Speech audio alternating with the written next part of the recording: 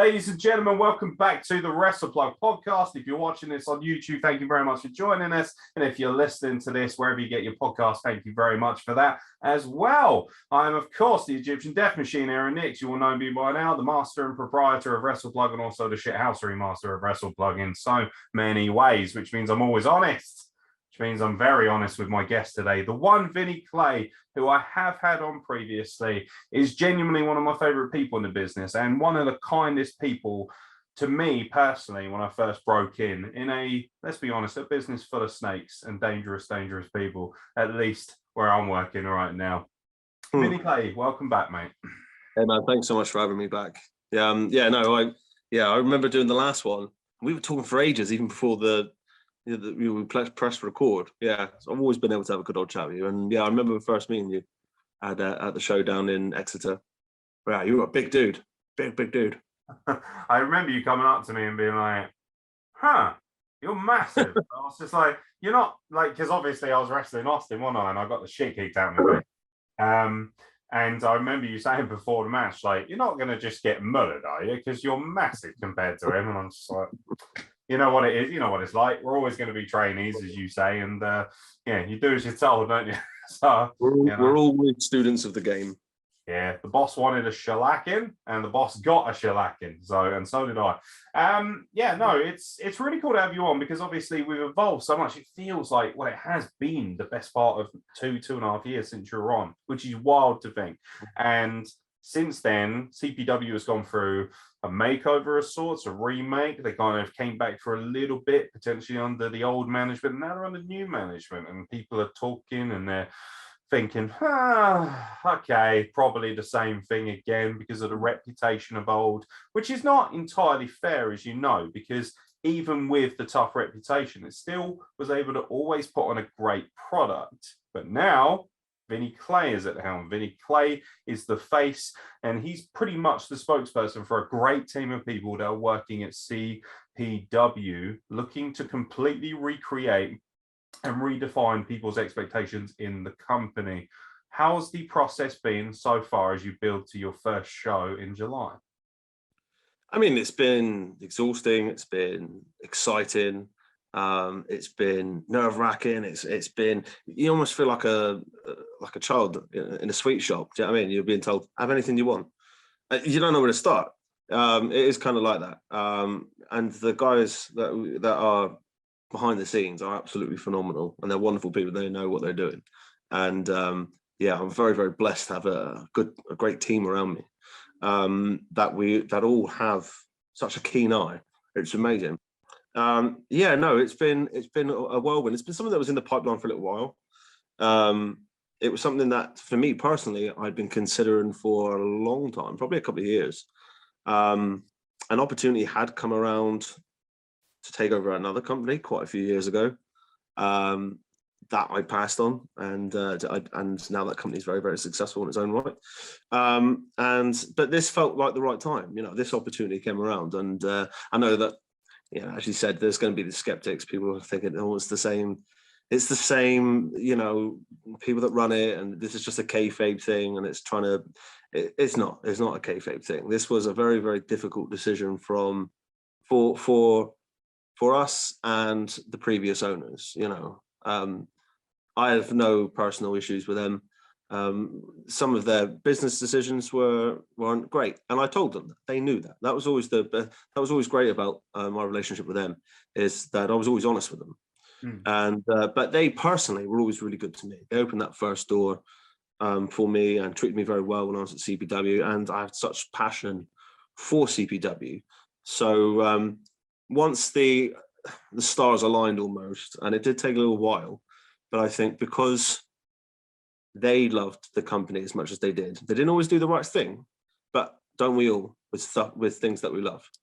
They inevitably decided, because they love it, it was time to let it go. And we've worked very, very hard to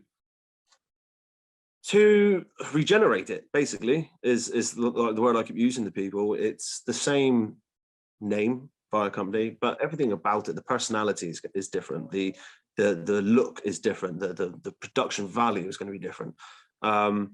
everything about it will feel brand new, but still slightly the same at the same point, if that makes any sense. It will feel familiar, but brand new at the same time. Yeah, it's like it's like a family that you remember, but everyone's grown and evolved and changed.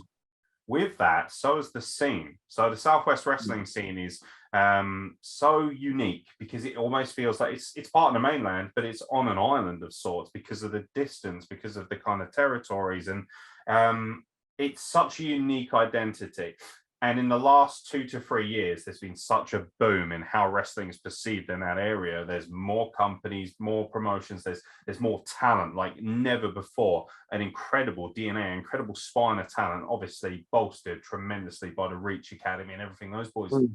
Something that you've been a part of as well. You've been part of that spine. You've been working down there for a number of times. Anyone who remembers pandemic wrestling, and God forbid we ever have to go back to that.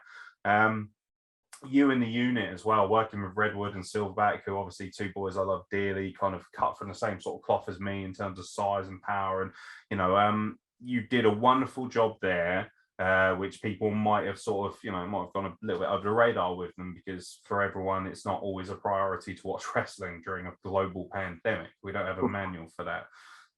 How's the journey been from when you were crowned Renegade champion many moons ago? It seems like, you know, 10 years ago, and it's not. It's like, what, 3 years? Not like, it's around the 3 year mark now. But how's the journey been in those 3 years? You seem to have done an astonishing amount of growth and evolution in that time.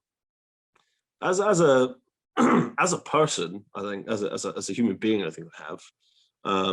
In some ways, other ways maybe not. You know, these things take time. As a performer, I don't know. I think you know, I've not really been too shy of admitting that. I think there was a period of my career where I just lost my enthusiasm. I lost my drive. It was becoming painful. You know, it was almost like, and maybe you can understand, or anybody else that's watching it that's in the business might be able to understand. It's almost like a drug. You know what I mean? That everyone keeps telling you, just stop taking it now, but you can't, because you just, it's just, you need it. You need to have it in your life, but even though it's killing you. And there was a period where it was killing me. You know, I just didn't want to. I wanted to do it, but my heart wouldn't let me do it. And I was losing the passion, and things were changing, and I was seeing things that I didn't like, and you know, attitudes and things and all that. And it was just, I just started getting problems like, I just don't want to be here anymore. Just don't want to be doing this anymore. Maybe I've had enough. Maybe it's time to just know when to walk away. But then this opportunity came around, you know, and in that time I've wrestled and managed and had a lot of fun. And then obviously pandemic happened, you know, commentary and things like that, which I love doing. This opportunity then come around, and it just reignited all those things that I had when I first started training. When I first started, you know, before I'd even had a match or, you know, or anything else, that passion, that enthusiasm, that you know, your mind going 1,000 miles an hour with brand new ideas and things like that. You just can't wait to play. Almost that's what you're doing, and that's how I used to feel, and I feel that now. Now that with CPW and this, all of those feelings have come back. All that passion and desire, and motivation, it's all back. And I think you'll see that come July 23rd, because the passion that the team have it is incredible. It's genuinely incredible. What started off as an idea and a conversation and hey, we could do this, has become what it is now, and it's evolving every day. It's incredible. I'm really enjoying this new venture in my career and in my place in the business. Yeah, you look healthy, you look invigorated, you look like you've kind of reinvented yourself for this role, and you found new passion and new light in our business, which it wears you down. I totally agree. I've been in it for about just 5 years, which isn't very long. And, you know, it's that thing of like, even I get so exhausted.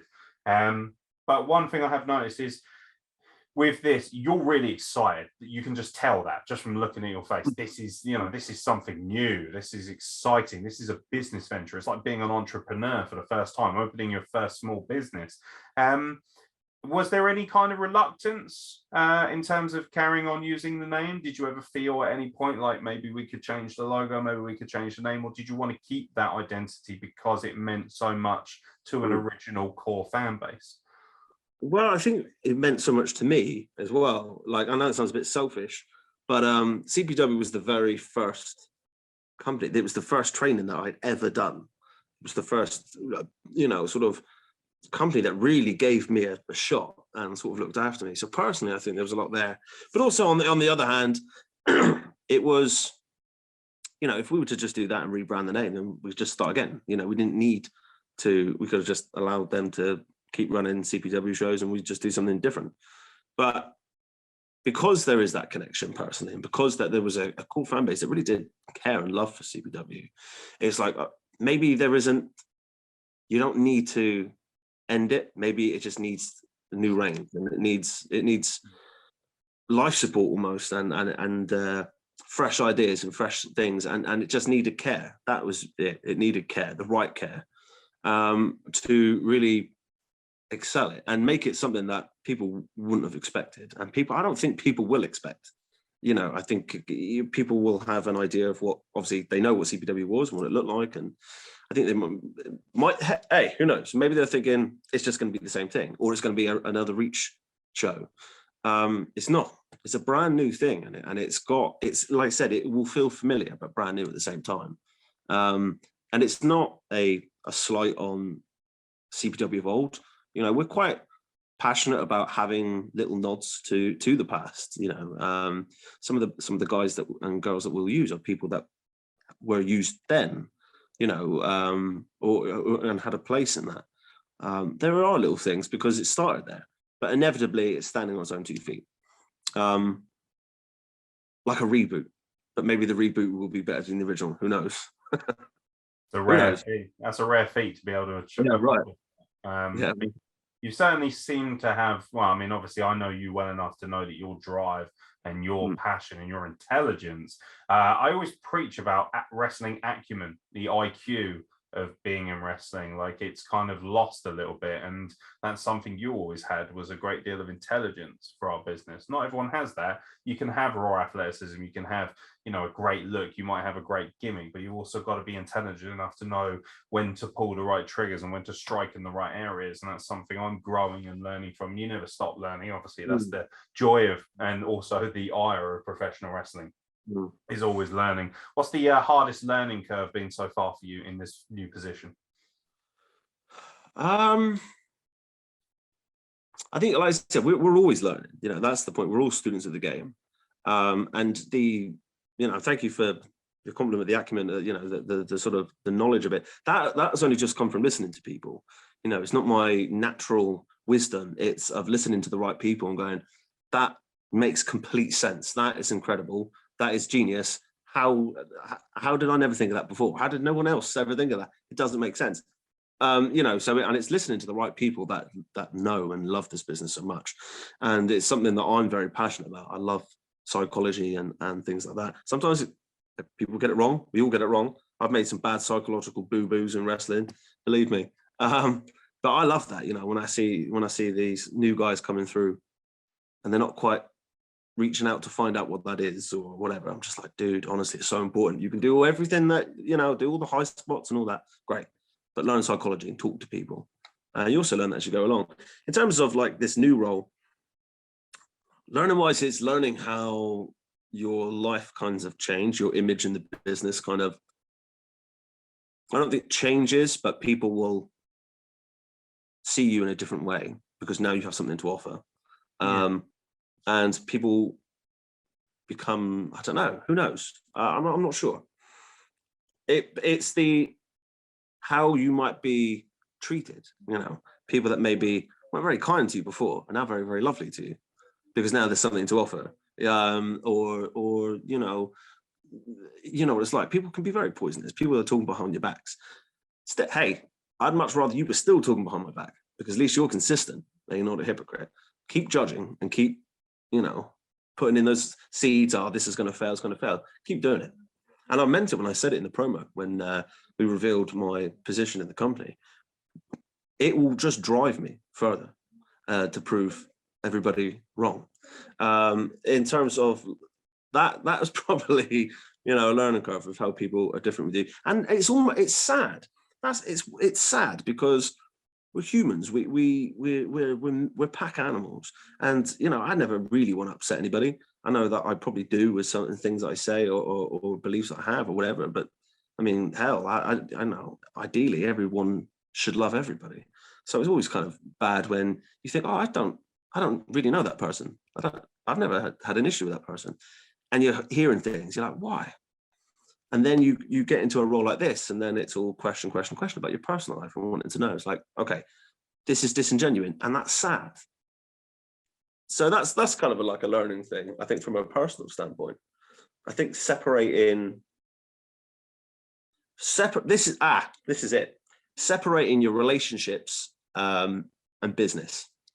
That is the hardest thing. I went in on tangent. That is definitely the hardest thing, because you have friends in the business, and that genuine friends, real friends, you go out for dinner with, go out for drinks with, talk your lives to. Now you know, being in a position that I am, and then you don't want to upset anyone, but there's only a certain amount of roles, there's only a certain amount of spots and places, and you really don't want them to think it's a slight on them or your relationship with them or their ability, or that they've got nothing to offer. That's not true. There's only a certain amount of roles to fill.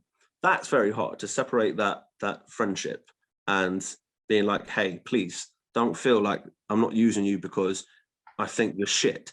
It's actually just because it doesn't work yet, or whatever it might be. That's very hard, and not wanting to upset my friends and close ones. Yeah. How difficult, like, kind of like a follow-up question in many ways, and just an attachment of that is, obviously you were part of that kind of original run of wrestlers. You know, you can name a certain few names in the Southwest area, guys like Joel Redman and PJ Jones, obviously, you know, Dominator before he sort of hung it up. Never truly really believe that. Like, no one ever really walks away. I always hope he'll just come back. Yeah, but it's yeah, that's the thing. There's so many of them, and you just think you were part of that, despite being, you know, still relatively young in our business as well. Is it hard to kind of, like you said, you've already said it's very difficult to kind of separate those things, but do you feel like there's a sense of like trying to honor that as well, making sure that people remember how good that original spine was while introducing a brand new evolution of pro wrestling to the Southwest scene? I mean, I always think about those days, and I was actually having this conversation with PJ Jones actually a couple of weeks ago. I think I came in at the end of that like I was coming in, you know, I was quite, you know, I was very new, and I was coming in at the trail end of that period. I always kind of wish I'd come in 2 or 3 years before. I always wish that I had just started at the same time as PJ and Nick Riley and all that, and that sort of class of people. I do kind of wish that, because I could have learned so much more, I think. But I always loved that stage I was in. I was very blessed. I got to work with some great people. So yeah, I think certain aspects have gotten lost, and I think the CPW will in some way honor that, because there's kind of that old school values, even though I'm not old school. I've not been in it long enough for it to be old school, but it's respecting that and seeing how people do. And yes, things change and things evolve, and they have to. Yeah. But, you know, I think there's, for me, sometimes there can be a lack of respect. And one of the things that I desperately want in my locker room is for people to want to fucking be there. They want to have fun. They don't want to have to, oh, such and such is on the show as well, and it's tense and it's awkward and people are bitching and there's whining and there's crying and there's playground. And I'm like, you're 35, okay? You're not 15, you're not schoolgirls. Stop your bitching about each other. Go out there, be professional, bust your asses, get yourselves over, impress that audience, and just enjoy yourselves, because it's never forever, is it? So that's, I mean, I really, you know, when I used to work for certain companies, I used to get that feeling of turning up and not wanting to be there, wanting to work, wanting to perform, wanting to meet the audience, but not wanting to sit in the locker room, because there were bullies. There were some people that were bullies, or people that make it tense, or you'd sit there and this person over there is bitching and whining about somebody, and over there somebody's bitching about somebody else. And you're like, what do they say about me when I'm not in the room? I don't want that. I don't want that in my locker room. I want people to turn up and be respectful and have a good time. And if they want to have a bitch and a whine, they do it in the car on the way home. But I want people to feel safe and have fun. It's not hard to see that is obviously your attitude, and that's reflected in the talent you've already announced. We have Mariah May, we have Dan Maloney, we have the Smoking Aces. These are premium high-level talents, but also very respectable, very good people. They're good human beings. I'm very lucky and blessed that I get to share a multitude of locker rooms now in every different facet of the business. And I've met so many of these people, and they're all fantastic, at least from my experience. And obviously, I know that you're not going to make poor decisions anyway. You can't afford to in that. And obviously, there's probably more. I'd imagine there's a slight amount of tension there because you've got to get it right. You don't want people to think, because every mistake is magnified when you already have an old reputation to work with, even though it's not your reputation. What's the real end game here? What are we looking for? Because you've made a statement of intent with these roster members, but you've also said, Jordan Sparks, Joey Seven, we're going to have people like that here, people who are now making up the brand new DNA of how we look at the Southwest. Jordan Sparks alone, insanely talented. What are you looking to truly achieve? Do you have like a number of goals? Do you have a 5-year plan? What are you looking at? We have a multi-year plan. We do have a multi-year plan. This isn't a one show wonder. We've got the rest of the year booked up. So we've already got multiple shows booked, and more information of that will come throughout social media. So people just need to keep their eyes on that. There is a plan and there is a goal, and I can't give too much away on it, but it's something to shoot for. I think if you don't have anything to shoot for, then you're just kind of floating and skating by, and there's no real purpose of doing it. Any author or any writer will ever tell you they write the ending and then write backwards. Well, they should really know your ending, and then you can fill in all the blanks on the way and tell the story. We have an ending, or at least not an ending of the company, but an ending of a goal. That's the goal. That's in place. Now we're going to do all the bits leading up to it. In terms of the talent that we're using, we really did want to give the audience something different that they're not seeing elsewhere. And that's no slight on other companies, because what they're doing is incredible. I mean, you look at what Reach is doing and UPW and things like that. I mean, it is fantastic. But that's why we were very keen not to be Reach. We're not going to be 2.0 Reach. We're not going to be UPW or any of these other guys and girls. It's going to be on its own. So we wanted to bring fresh faces down, people that hadn't been seen before, people that hadn't been seen in a while, and also the guys and girls that from the Southwest, because it is a Southwest company, that we feel that are ready and that they've got something to offer, but also do something different with them. So inevitably, as you can see from social media posts, Jordan Sparks and Joey Seven are a new tag team, and they're going to be a tag team for us here at CPW. So, and that again is exciting. People haven't seen that before. It's something new. My goal really was, and the team shared the goal, is I never want to put on a show where you could miss it and see the same show closer to home 6 days later. That's not what, that's a lot of, that has been done before, and you're thinking, oh, well, do you know what? Why am I going to do the hour's drive when I could wait 6 days and it's 10 minutes from my house and it's the same show because it's the same people and the same stuff that's happening? I didn't want us to do that. I wanted to everybody, the audience are going, this is an alternative. It doesn't have to be better and it's not worse, but it's something different. You turn up to Reach because you know what you're going to get from Reach. You want to go and see Reach. And on the flip side, you want to go down to CPW because CPW are offering you something different to Reach, and you want to go between the two. That's the goal, is to offer the audience, because they're the only ones that matter, is good quality wrestling and good performances, good shows. These guys, I mean, they look incredible. But anyone that knows me knows that I'm not sweaty for, big, muscly, chiseled people. I don't really care. I mean, yes, that is the look, and people have to respect the look, and you can't disrespect their hard work. I mean, Christ, it takes you a hell of a long time to look like that. But inevitably, I don't think that is the sole thing. And I think if you can have that as well as all the other bits and pieces, your character, if you can have character and charisma, that's always going to impress me more than your abs, you know.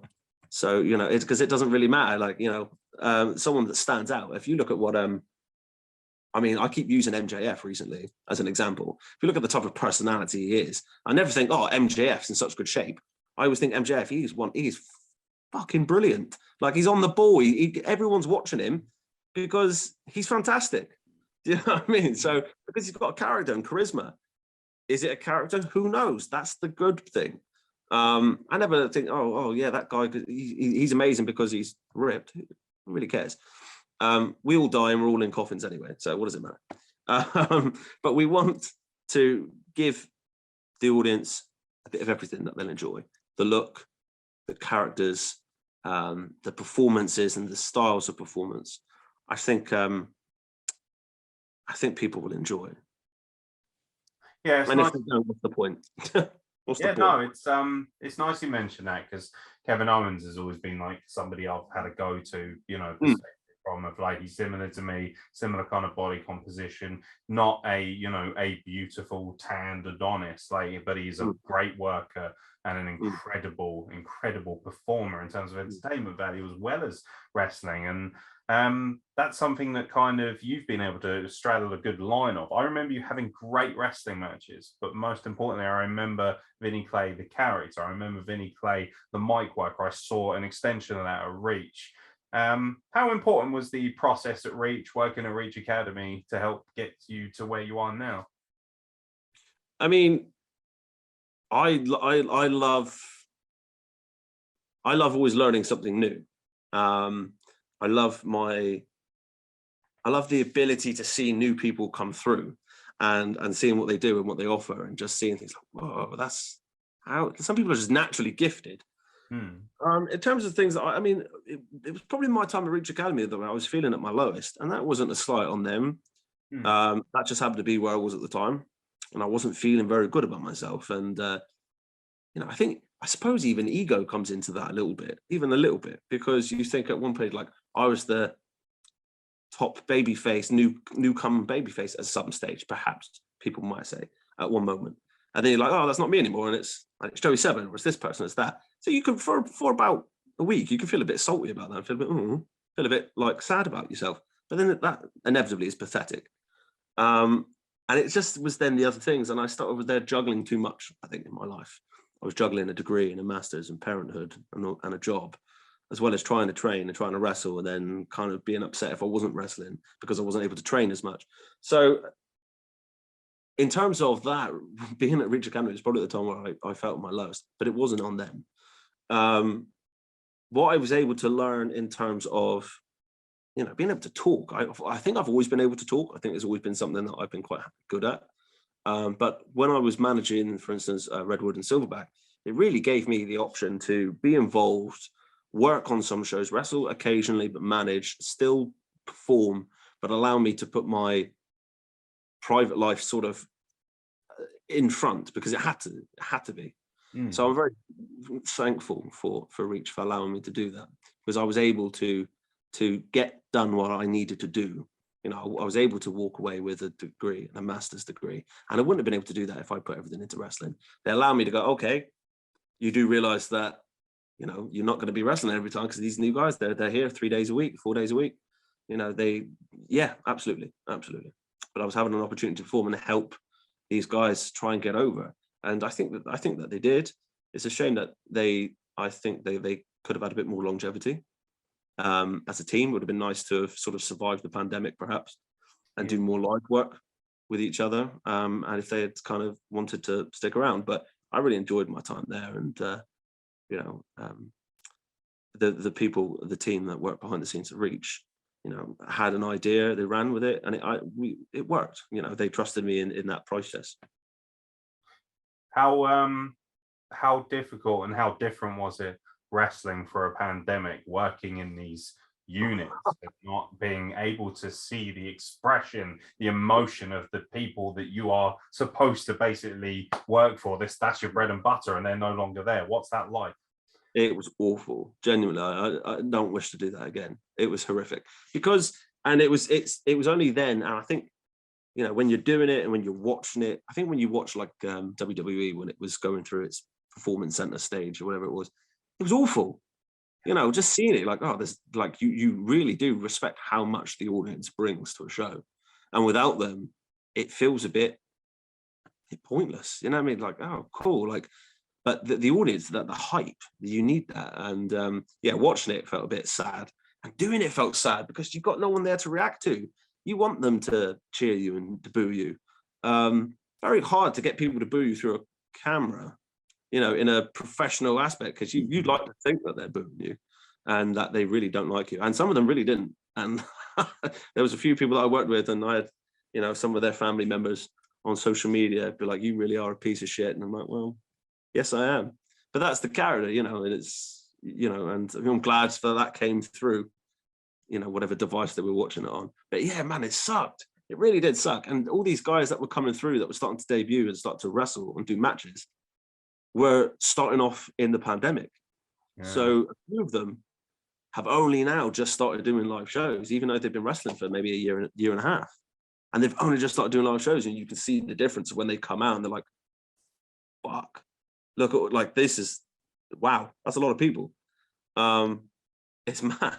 I don't know what I prefer. I don't know if I'd prefer it their way or regressing, going back. I don't know. It was not enjoyable. Did you do it? Did you have to do pandemic shows? Like, no, I've been sort of very lucky in the sense of I've branched out into so many different aspects of wrestling. I now run so many different media campaigns for wrestling companies and things like that. And the hardest thing for me was, obviously, as you know, I've spent a lot of time reviewing and trying to entertain people, and that was still relatively easy, but it was so much more difficult to consume products and try and then relay that, because people aren't enjoying it. So we're sitting at home as fans, nothing else, and we're watching pandemic wrestling.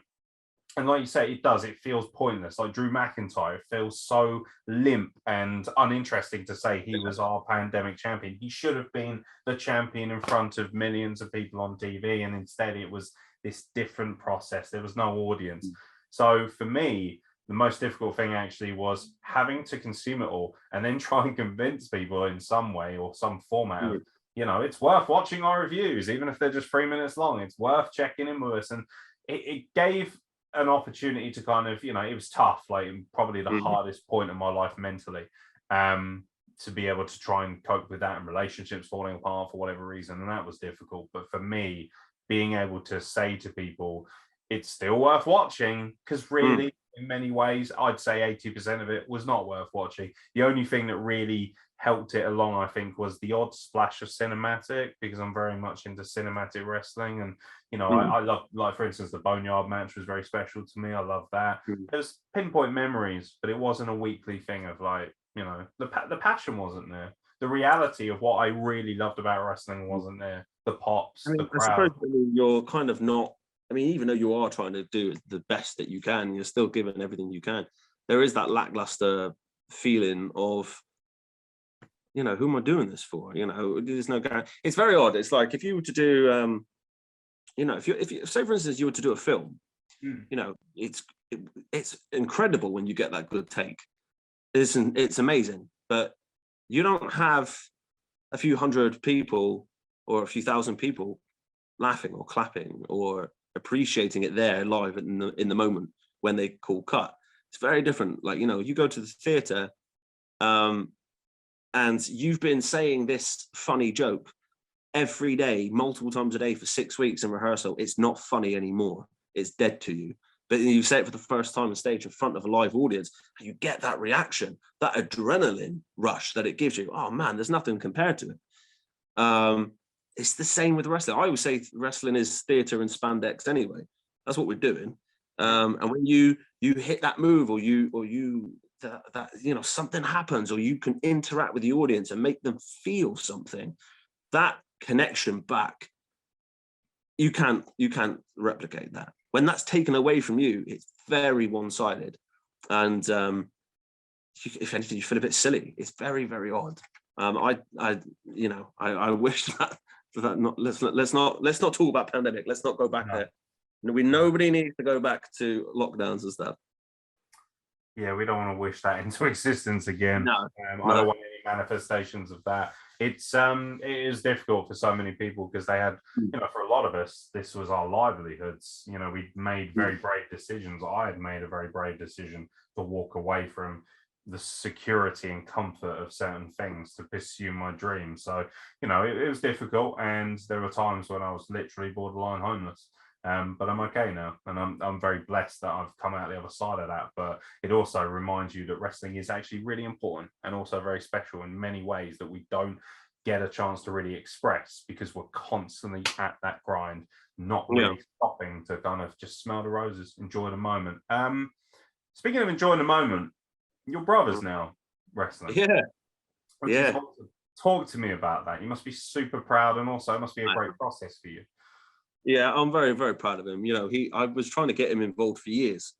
When I was doing it, starting off, I was like, yeah, come and do it, because he's achieved everything you could in karate and stuff. I don't know if I got black belt, I'm assuming. He was doing everything that he was doing with that, and he's a very good basketball player. So kind of sports is sort of in his DNA. He's more naturally better at sports than I am.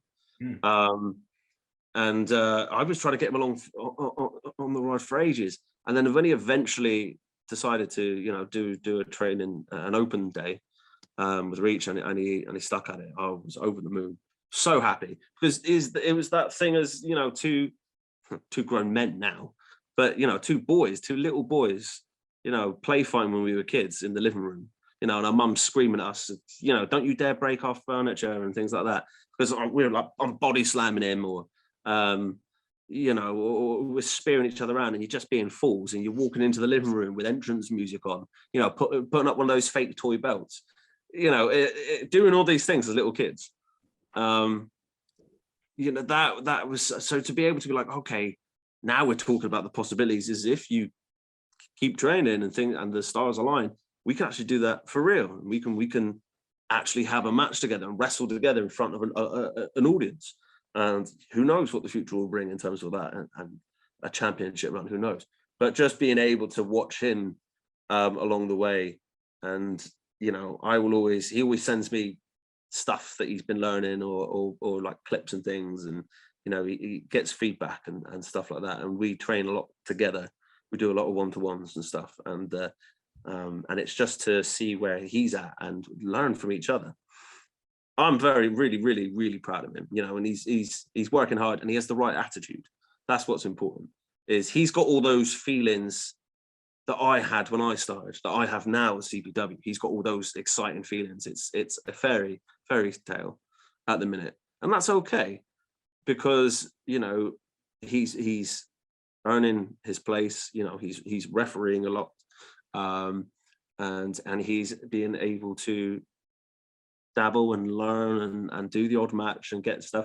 When we were able to finally tag, we did a show down in Cornwall, and it was incredible. We really loved it. It was a small show, small crowd, against two fellow guys from the Reach Academy, but it was just so nice that we got to do that together, and that journey. And his first proper debut match as well was a tag match with me. So I was really, really proud to see him out there and doing it, and following in some sort of footsteps perhaps, and making his own way in his own journey. So who knows what his future will bring, but as a brother, yeah, very, very, very proud of him. There's a lot of emotional value to you as a wrestler that I've noticed. You got your brother involved, which is very cool. That's nothing, blood is thicker than everything else.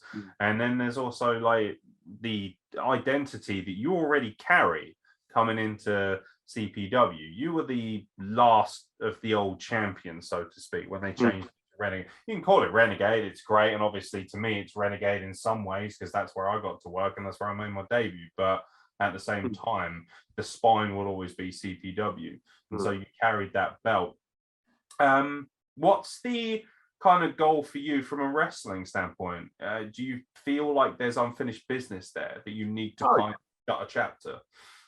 Oh yeah. There's nothing like performing. There is nothing like performing. it was, do you know what? It was really difficult winning that belt and then it ending, because, you know, you've been working up to that moment, and they tried something new with the Renegade thing, and I was a bit hesitant, but it could have worked. And I think if certain things were done slightly differently, maybe it could have done. But it was a choice. It was a bold choice. Oh man, it was so hard winning that belt, and then the doors closed, and I got a lot of flack for that. Not like, I don't think maybe genuine flack, but it did start to feel a bit, all right, mate, it's not funny anymore. You know, they're like, oh, they put the belt on you, and then the company closes, and you'd be like, do you know what I mean? And it was a conversation that was had when CPW briefly came back with his previous owners, and they asked about me, would I come back and continue the championship reign, of which I thought was laughable because I hadn't defended it. There was not a reign. There was ideas in place, and there was really, really good stuff that could have been done. And I started to feel a bit, okay.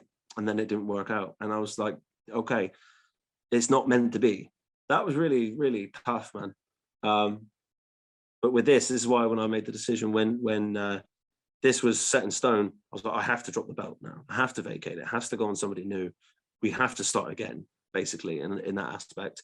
You know, and it's also, you know, company, the commissioner guy, and he's got the belt on, you know, and you get that, we can keep that forever and get himself over. It's not about that. And, you know, it's about what's the best product for the audience. So, yeah, man, that Renegade thing could really work, though, couldn't it? It could have really worked, but no, it wasn't meant to be. You were the right man in the right time for it, and it's a shame that, you know, in many ways, I imagine you probably feel like you've got to rework to get to that point, which is understandable. But you've obviously evolved and changed a lot since then.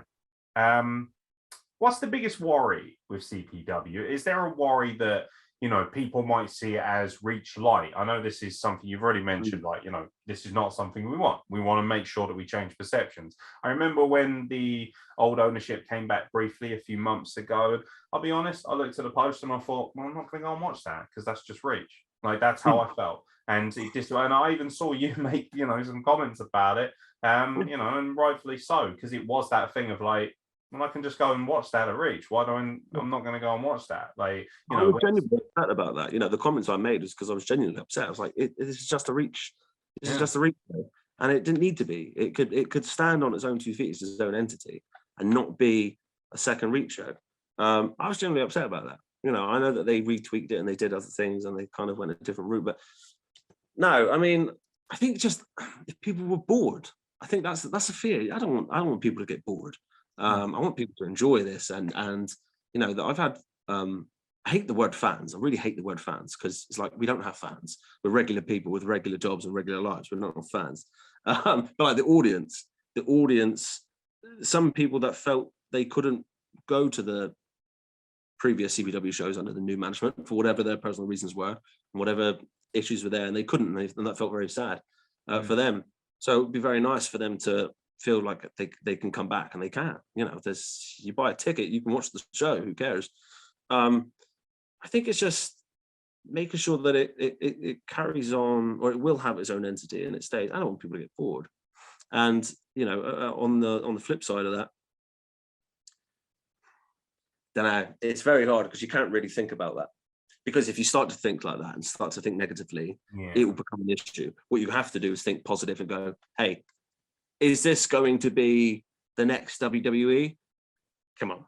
Is it going to be AEW? Right, listen, let's not go too far. Let's just focus on putting on a great show, a great series of shows with great talent, with a look that feels like a professional wrestling show, and not just a knackered old ring and some plastic seats, you know, but a proper event that you feel you're in a whole new world. Don't know where Aladdin came from there, but that feeling and that's you know, going on to the venue, you know, Pen Air School in Truro. It's you say Pen Air School, you think the school, and you think, oh, okay, that's a bit underwhelming. Oh no, the way that place is going to be dressed up, it will be like stepping through a door into a new world. It's incredible, and the the plans that are in motion already, it will look spectacular. It really will. And I was a bit skeptical at first. I was like, I don't know if this is doable. Maybe, I'm not sure. But the team, they know what they're doing, and it's being made possible. You will feel like you're stepping into its own separate dimension. You know, you walk through that door and walk through the crowd, and it will be incredible. So I'm really, really excited for people to see and welcome to our world. Production and general shine, general presentation is kind of my wheelhouse. That's what I've sort of hung my hat on over the last few years. For you, obviously, working in theatre, working in that environment of, you know, glamorous, you know, you've got to make it look good. You've got to dress it up. It's got to look good. Do you feel like that's really playing in nicely to what you're going to be doing? I think so. Yeah, I think so, because it's, you know, we're here to put on a show. There's nothing wrong. There's absolutely nothing wrong with the bare minimum in terms of sometimes less is more. And that absolutely is the case. Sometimes less is more. I've enjoyed a theatre show in a car park just as much as I've enjoyed a theatre show in the West End. It doesn't really matter. It depends on what you're trying to get over. If the stories are great, it doesn't matter. But we want to go all in with this, and we want to come in hard and make a statement of going, this is what CPW is now. This is the new reborn CPW. This is its look. This is its home. These are your guys. These are your girls. This is me. This is the ring. And here you are. So just sit back and enjoy.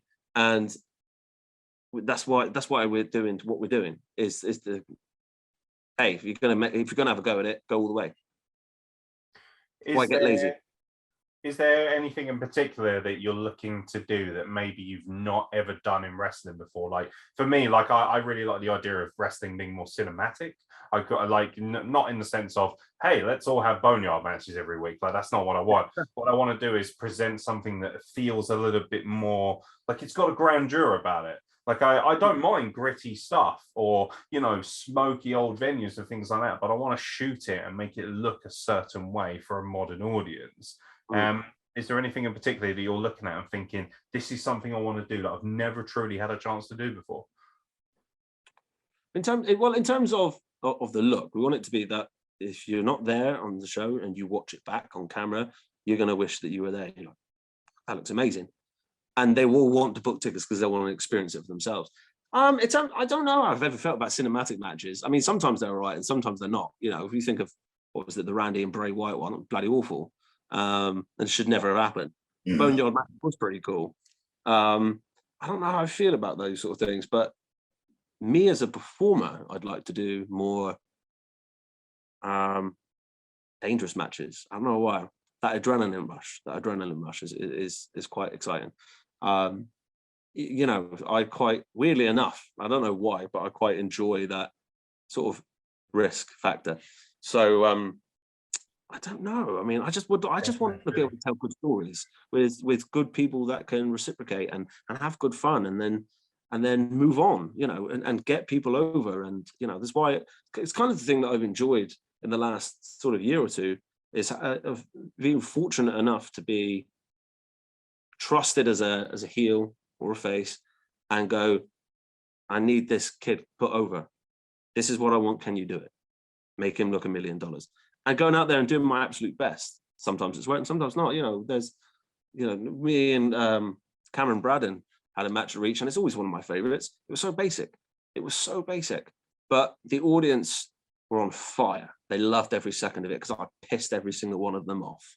I had them in the palm of my hand and they weren't going anywhere. And I can complete control. That's a feeling. You know, you've got a whole room of people calling you every name under the sun. That's a feeling, man. You know, I just like, just tell good stories, but also sit back a little bit and watch these new guys that are coming through shine and giving them that moment. So then I'm like, oh, I really want to work with that person because they're fucking amazing. That's the thing. And remember to be a fan still and love it. Still love the business. Still love it to watch it. You know, we got Dan Maloney and Smoking Aces for crying out loud.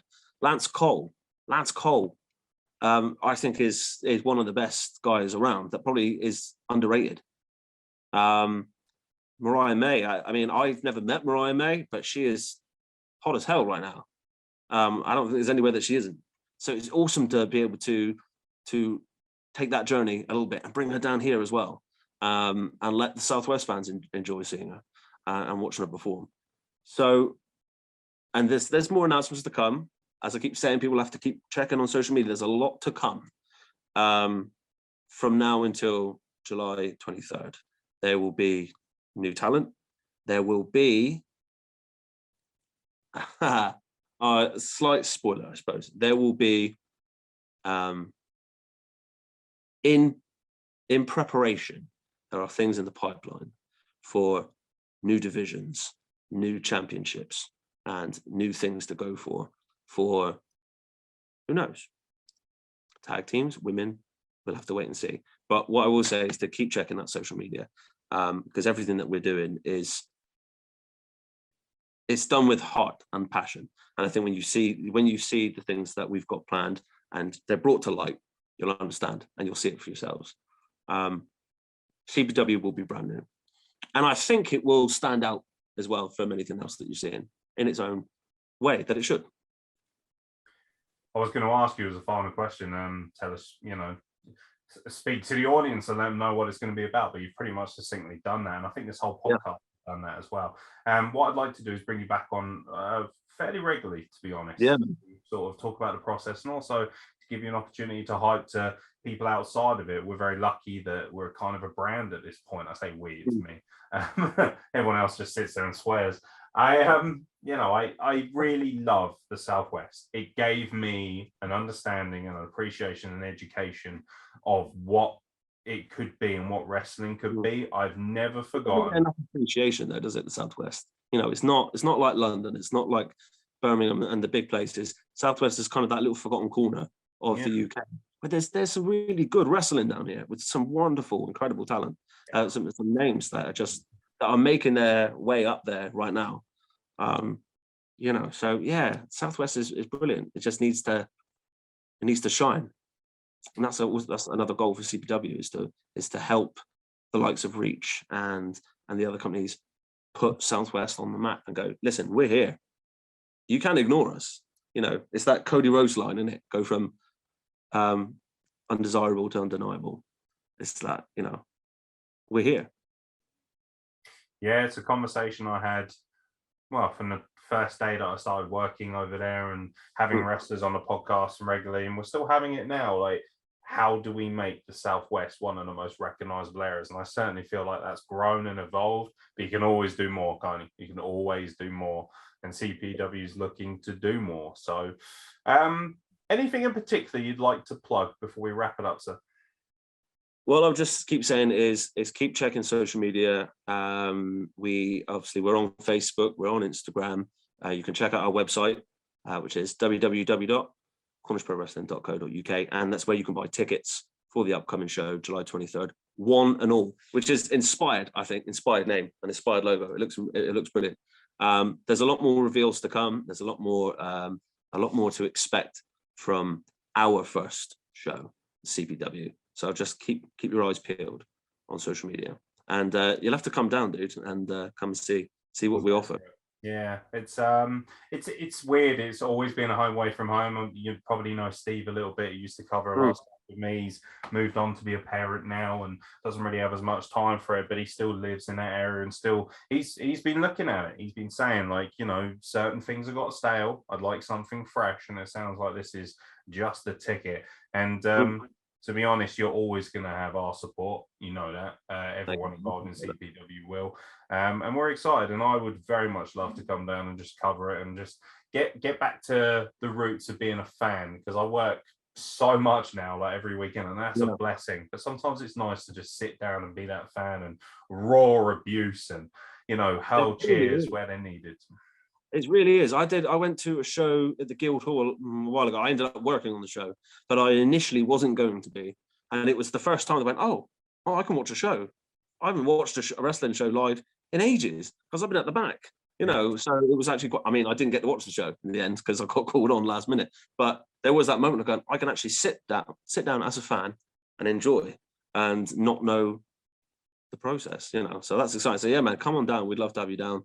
Yeah, we're just team. I just want to say a thank you to the team as well, because they will likely listen. They are fantastic, and they are working their asses off at God knows what hours to offer something beautiful. So well done to them, and thank you to them. It shows. I hope you have, and I know you will have, the show and the future reputation that you deserve. Because the work is there, the passion is there, it oozes out of you. It always has done since the day I met you. There's something very different about you to a lot of people in our business. Some people get very jaded. Vinnie Clay has never been, you know, obviously he's had points in his life where he maybe felt more jaded about the business, but when he's spoken about it with passion, the fire, the intensity has always been there. And that, I believe, is going to be reflective in the DNA and the identity of Cornish Pro Wrestling. So I love surrounding myself with people that are the same, and I know from the talent that we're using, they all have that same, and you can see it in their performance, you can see it in their position, in their careers, and where they are. It's those people that have that same flair, that you're still, no matter how old you are, turn into that little kid, you know, still like that little child again that talks about wrestling nonstop until people go, all right, will you just shut up now? It's that. But yeah, man, thank you for having me. It's been really cool. It's been an absolute pleasure, mate. Thank you for coming back. It's great that people can actually put a face to the voice as well, and it's a very handsome face as well. Outrageously good looking, especially down there. I mean, PJ Jones, you know, he's trying his best, but he's not keeping up well. Bless him. It's about time he got back on. If you're watching this page, get your ass back here. And ultimately, for everyone involved with CPW, you have a home here as well. So if you ever want to come on and share things and, you know, talk about plans and hype your brand, that's the most important thing. Please feel free to send us a message and do so. Yeah, we'll have you back on soon, mate. It'll be an absolute pleasure. And don't forget, ladies and gentlemen, if you are watching, please check out the description of this podcast, whether it be audio, whether it be video. In the description is all the links you need to get tickets. We'll also make sure that we hype all of the stuff on our social media as well, so you can head to Wrestle Plug and check it out from there. But most importantly, check it out on the main source, which is CPW, and of course the website as well, cornishprowrestling.co.uk. Vinnie Clay, thank you very much, mate. It's been a pleasure. Thank you, sir.